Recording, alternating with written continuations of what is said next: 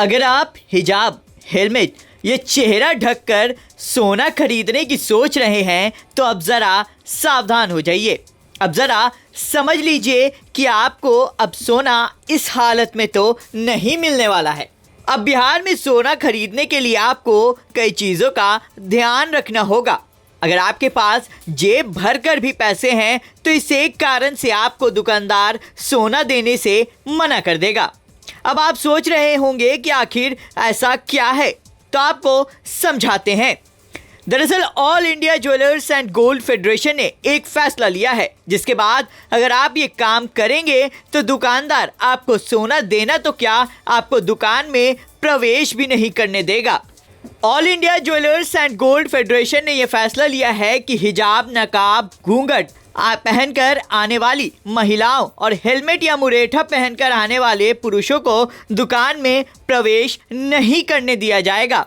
सराफा कारोबारियों का कहना है कि यह निर्णय किसी विशेष समुदाय या वर्ग के खिलाफ नहीं, बल्कि पूरी तरह से सुरक्षक कारणों को ध्यान में रखकर लिया गया है।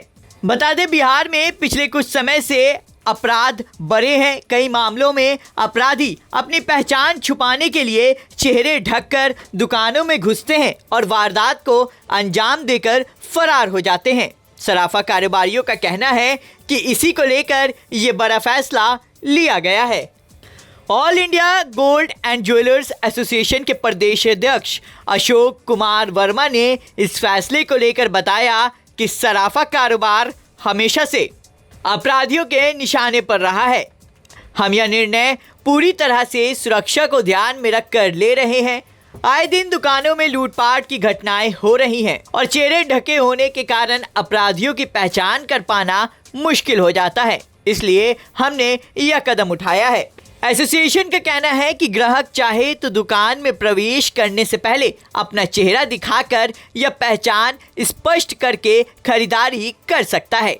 वहीं अशोक कुमार वर्मा ने बताया कि ज्वेलरी दुकानों में आने वाले अधिकांश ग्राहक महिलाएं होती हैं, इसलिए उनके सम्मान और गरिमा का पूरा ध्यान रखा जाएगा। महिलाओं से केवल अनुरोध के माध्यम से ही चेहरा स्पष्ट करने को कहा जाएगा।